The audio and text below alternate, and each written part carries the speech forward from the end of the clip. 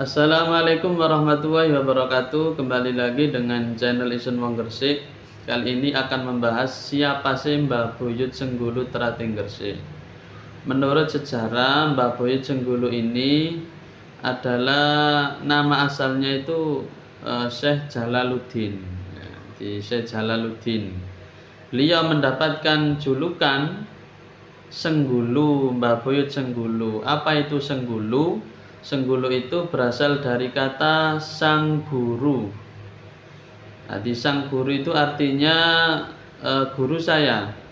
Sang guru, guru saya. Sang oma saya kayak gitu ya. Jadi sang itu memiliki arti punyaku.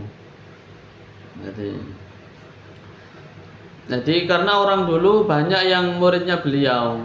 Jadi banyak yang muridnya beliau sehingga ya orang-orang mengatakan itu guru saya, sang guru, sang guru. Karena ilat-ilat Jawa ya, karena lidah orang Jawa itu agak gitu ya.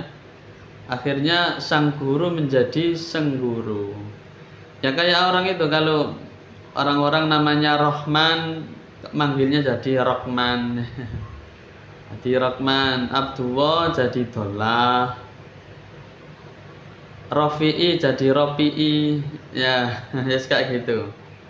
Itu orang Jawa. Jadi asal-asalnya itu sang guru menjadi Senggulu. Jadi Mbah Buyut Senggulu ini termasuk keturunan Sunan Giri. Keturunan Sunan Giri. Jadi Mbah Buyut Senggulu bin Pangeran Setro, bin Pangeran Tumapel, bin Pangeran Sunan Deket, bin Pangeran Sunan Dalem, bin Pangeran Sunan Giri. Nah, itu jadi masih turunan Sunan Giri. Nah, beliau ini hidup di masa kerajaan Giri ketujuh.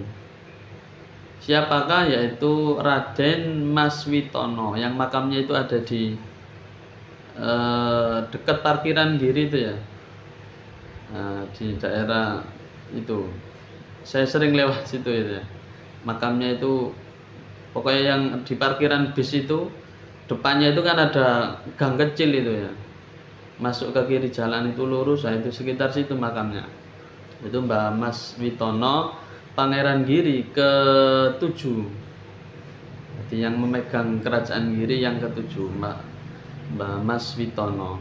Jadi Pangeran Senggulu ini termasuk anak buahnya beliau, anak buahnya Mbah Mas Witono. Diceritakan ada dua anak buah kesayangannya beliau, anak buah dari Mbah Mas Witono ini. Yang satu Mbah Buyut Senggulu, yang kedua itu dari pangeran dari Solo. Di situ nggak disebutkan siapa, pokoknya orang dari Solo.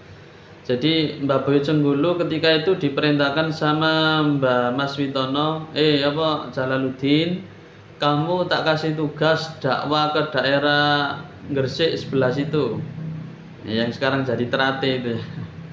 Jadi disuruh dakwah ke Gresik sendiri. Untuk yang pangeran dari Solo disuruh dakwah ke perbatasan yang Gresik Surabaya sana, yang sekarang jadi Benowo itu. Itu kan dekat sama Gresik. Jadi disuruh dakwah yang sekarang menjadi nama Benowo. Nah, seperti itu. Ya sudah, akhirnya dakwah di situ. Akhirnya Mbah Buyut Senggulu ini dakwah di Terate itu sampai meninggal. Beliau dimakamkan di Terate situ. Dimakamkan di Terate. Ya akhirnya dikholi di situ. Lah Mbah Buyut Senggulu ini punya 3 putri. Putrinya ini perempuan semua. Yang pertama Nyai Mas, kemudian Nyai Angel, ya. Kemudian Nyai Werugil 3. Lah yang pertama ini Nyai Mas ini nikah dengan Kiai Komis dari Palembang. Jadi ada putra raja ya, jadi putra dari kerajaan Islam Palembang, punya keturunan namanya Mbah Kiai Komis. Ini nikah dengan Nyai Mas putri dari Mbah Buyut Senggulu. Nikah, akhirnya tinggal di Gresik ya. Tinggal di Gresik, akhirnya dari pernikahan Nyai Mas dan Kiai Komis melahirkan putra yang hebat, yaitu Kiai Pusponegoro. Nah, di Kiai Pusponegoro ini termasuk Bupati pertama Gresik. Jadi Bupati pertama Gresik ini termasuk dzurriyyah dari Sunan Giri, yang makamnya sekarang ada di komplek Sunan Maulana Malik Ibrahim ya. Jadi ada itu, jadi nanti ada di situ, makamnya itu besar ya, gede makamnya. Nah, itu Kiai Pusponegoro, itu putranya Nyai Mas dan Kiai Komis. Lah, menurut cerita versi yang ini itu, jadi pasar Bandeng itu ya berawal dari sini, dari min dzurriyyah Sunan Giri ya. Jadi kalau mau hari raya itu, hari akhir-akhir hari raya itu, keluarga yang dari Palembang main ke Gresik ya, main ke rumah kendalemnya Nyai Mas sama Kiai Komis, sama tabarukan ke Mbah Buyut Senggulu ya. Ayo dulin main ke Mbah Buyut Senggulu dan Nyai Mas dan juga Kiai Komis. Jadi orang Palembang banyak yang datang ke Gresik ya, Kenggiri tepatnya ya, sekarang pasar sih, ke pasar ya, ke pasar Gresik itu sekarang sekitar situ. Lah karena banyaknya orang, akhirnya ya orang Gresik kan ya banyak yang ngingu bandeng ya Pak.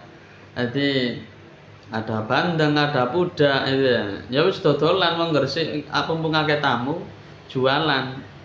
Lah mulai dari situ menjadi tradisi kalau sebelum hari raya itu ada istilah pasar bandeng. Nah itu karena berawal dari situ, dari orang Palembang, keluarganya Yai Komis main ke Gresik ya, kepingin tabarukan ya, kepingin nyambangi Yai Komis juga karena masih keluarga.